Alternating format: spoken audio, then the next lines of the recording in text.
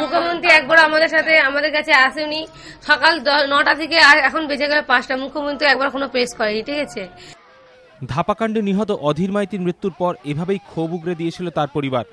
অবশেষে 24 ঘন্টা পেরিয়ে ধাপাকাণ্ডে নিহতের বাড়িতে পা রাখলেন মুখ্যমন্ত্রী মমতা বন্দ্যোপাধ্যায়।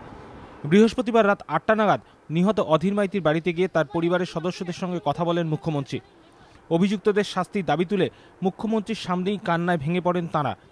অধীর মাইতির পরিবারের দাবি, মুখ্যমন্ত্রী আশ্বাস দিয়েছেন অভিযুক্তদের বিরুদ্ধে কঠোর ব্যবস্থা নেওয়া হবে। পাশাপাশি পরিবারের হাতে 2 লক্ষ টাকার চেক এবং অধীর মাইতির 2 জামাইকে চাকরির আশ্বাসও দেন তিনি।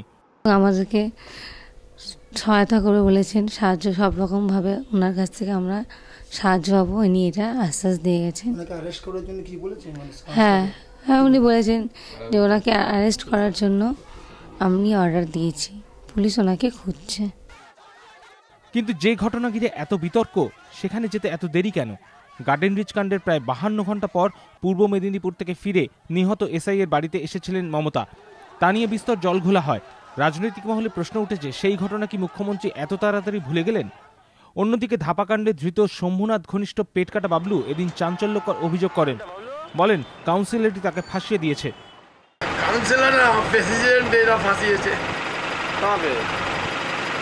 কেন ফাঁসালে তাই? আমি তো মঙ্গলবার বেরালাম জেল থেকে, স্যার আমি ঘরে ছিলাম, ঘর থেকে আমাকে ডেকে আনলো, চলো বলে, চলো ডাকছে বড়। এদিন আদালতে তোলা হলে পেটকাটা বাবলুকে 2রা এপ্রিল পর্যন্ত পুলিশ হেফাজতের নির্দেশ দেন বিচারক। অন্যদিকে অভিযুক্ত তৃণমূল কাউন্সিলর শম্ভুনাথ কাউয়ের কোনো খোঁজ এখনো মেলেনি। এদিন তার একটি ব্রিফকেস ও গাড়ি উদ্ধার করেছে পুলিশ।